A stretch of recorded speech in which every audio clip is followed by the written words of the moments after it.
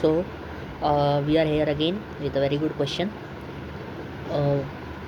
Similar concept पे based जो मैंने प्रीवियस क्वेश्चन सॉल्व करवाया था, जो कि था रेडिएशन प्रेशर पे बेस्ड था वो क्वेश्चन, उसी पे बेस्ड ये सवाल है। इसके सवाल का दो पर्सपेक्टिव मैं डिस्कस करूँगा और दोनों केस के ऊपर बात करेंगे और एक बहुत अच्छा डेरिवेशन भी करूँगा और उस पे बेस्ड कॉन्सेप्ट भी आपको बताऊँगा। ठीक है, तो let's start the problem. Assuming a sphere is located at the distance r from the sun as shown in the figure below and it absorbs all the light incident on it, find the radius r of the sphere for which its gravitational attraction to the sun is counterbalanced by the force that the sun exerts on it. ठीक है, the power of the light radiated by the sun is equal to 4 into 10 raised to the power 26 watt and the density of the sphere is 1 gram per centimeter cube.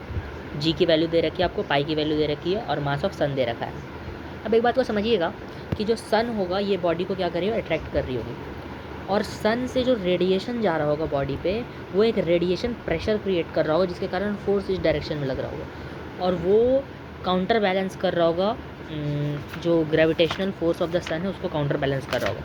तो हमें उसी के लिए पूछा गया है कि what should be the radius R of the small sphere ताकि वो काउंटर बैलेंस कर सके उस ग्रेविटेशनल फोर्स को. यही हमारा सवाल है.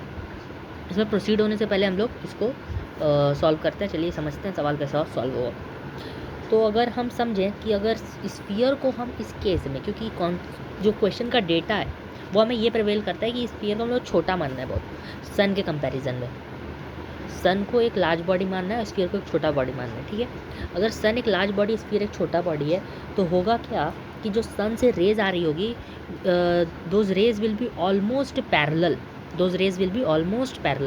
उनको हम लोग पैरेलल कंसिडर कर सकते हैं. अब अगर पैरेलल अगर उनको हमने कंसिडर कर लिया तो फॉर द स्फीयर हम इंटेंसिटी को कांस्टेंट मान सकते हैं और इंटेंसिटी को कांस्टेंट मान करके हम लोग इंटेंसिटी को फाइंड भी कर सकते हैं, that is power upon 4πr². ये कॉन्सेप्ट आपको पता होगा कि जो पावर होता है वो चारों दिशा में सन से फैल रहा होगा और for any given point we can find the intensity and it will be given by P/A. ठीक है, पावर अपॉन एरिया. इससे हम लोग इंटेंसिटी फाइंड कर सकते हैं. ये तब हो रहा है जब वो जो स्फीयर है वो बहुत एक स्मॉल बॉडी है. ठीक है, उसके लिए हम लोग ये डेरिवेशन कर रहे हैं और इस प्रॉब्लम को सॉल्व कर रहे हैं.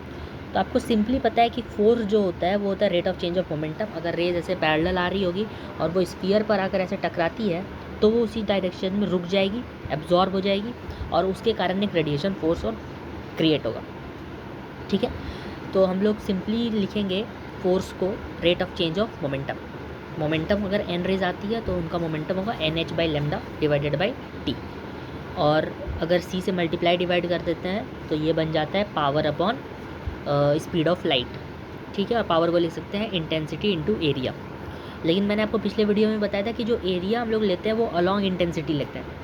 अगर मान लेते हैं इंटेंसिटी इस डायरेक्शन में, लाइट रेज इस डायरेक्शन में फॉल कर रही है और एरिया वेक्टर इधर की तरफ है तो एरिया का कंपोनेंट अलॉन्ग द इंटेंसिटी लेते हैं हम लोग. एरिया का कंपोनेंट अलॉन्ग द इंटेंसिटी लेते हैं. ये बात आपको इसमें भी ध्यान रखनी है. ठीक है, आगे हम लोग प्रोसीड करते सॉल्यूशन में.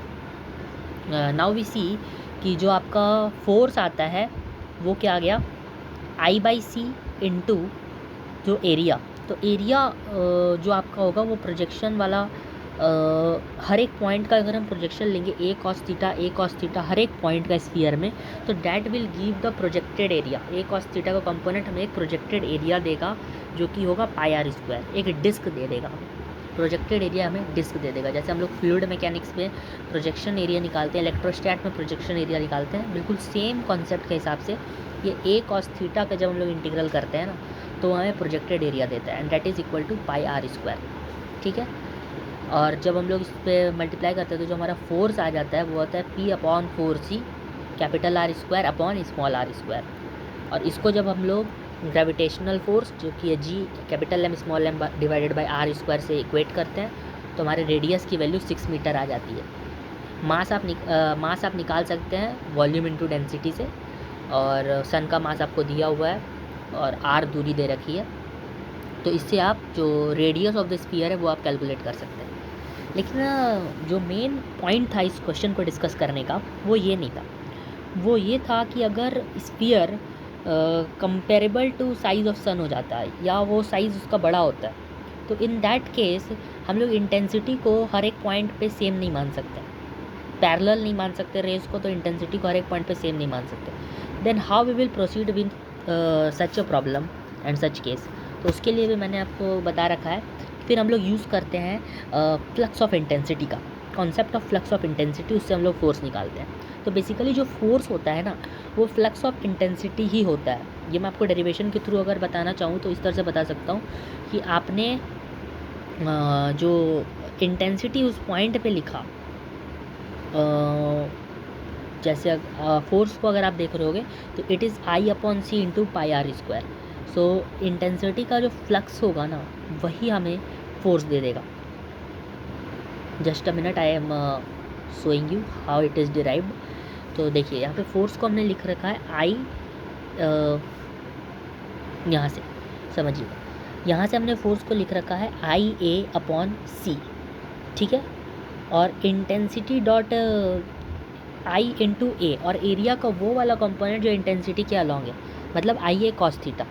And IA cos theta is nothing but flux of intensity. जैसे E.ds में EA cos theta flux of electric field के कारण जो फ्लक्स क्रिएट होता है, तो वो हम लोग लिखते थे। उसी तरह इंटेंसिटी का फ्लक्स जो होगा वो होगा IA cos थीटा, और डिवाइडेड बाई C हम अगर कर देते हैं तो वो हमारा फोर्स आ जाता है। सिमिलर कॉन्सेप्ट हम लोग यूज़ करेंगे, सिमिलर कॉन्सेप्ट हम लोग यूज़ करेंगे अगर हर एक पॉइंट का इंटेंसिटी अलग अलग है।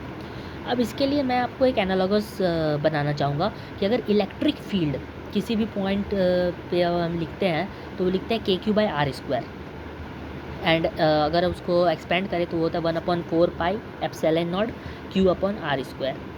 और अगर इलेक्ट्रिक फील्ड का अगर हम फ्लक्स लिखते हैं तो डेट इज़ रिटर्न एज Q/एप्सिलॉन not into 1 - cos theta, where theta is the half angle of the cone, और जिस चार्ज से वो ऐसे जा रहा है उसका हम लोग हाफ एंगल लेते हैं, जितना दूर तक वो प्रोजेक्ट हो रहा होता है उसका हाफ एंगल लेते हैं। तो वो चीज़ आपको यहाँ पे 1 - cos theta, theta signifies that angle. Similarly intensity का भी जो फार्मूला है वो इलेक्ट्रोस्टैटिक फार्मूला से रिसेंबल होता है, that is P/4 pi R²। तो हम लोग Q/एप्सिलॉन नॉट जो इलेक्ट्रोस्टैट में पढ़ते हैं उसको P से रिप्लेस कर सकते हैं, पावर से रिप्लेस कर सकते हैं। और we can write the flux formula for intensity as P/2 into 1 - cos theta, V/2 into 1 - cos theta. इससे हमारा इंटेंसिटी का फ्लक्स आ जाएगा, और C से डिवाइड करने पे हमारा क्या आ जाएगा, फोर्स आ जाएगा। और इसको अगर हम इक्वेट करते हैं with the that gravitational force के साथ, तो हम उस केस पे डिराइव हो जाएंगे जब वो स्फीयर बड़ा होगा। अगर वो स्फीयर बड़ा होगा तो हर पॉइंट पे इंटेंसिटी हम सेम नहीं मान पाएंगे। अगर इंटेंसिटी सेम नहीं मान पाएंगे तो हमें इंटेंसिटी फ्लक्स ऑफ इंटेंसिटी के कॉन्सेप्ट का यूज़ करना पड़ेगा, and then we will proceed with this problem. तो ये इस पे बेस्ड एक क्वेश्चन था जिसका मैंने डिटेल्ड एक्सप्लेनेशन आपको बता दिया। और कल अगर इस पे बेस्ड अगर एक नया क्वेश्चन भी क्रिएट होता है जिसमें कंपेरेबल साइज़ के स्फीयर्स दे दिए जाते हैं, then you will proceed with this method, not with the earlier method. और इस मेथड से अगर आप प्रोसीड करते हैं तो आपको आंसर मिलेगा उस क्वेश्चन का, अगर वो स्फीयर एक कंपेरेबल साइज का होता है। लेकिन इस क्वेश्चन में वैसा डेटा नहीं है कि आप cos थीटा निकाल पाएँ, तो this question will be simply solve by this method. अगर cos थीटा आप निकालने भी जाएंगे तो आपको अप्रोक्सीमेशंस लेने पड़ेंगे, ठीक है। So see the solution and try to solve it by your own.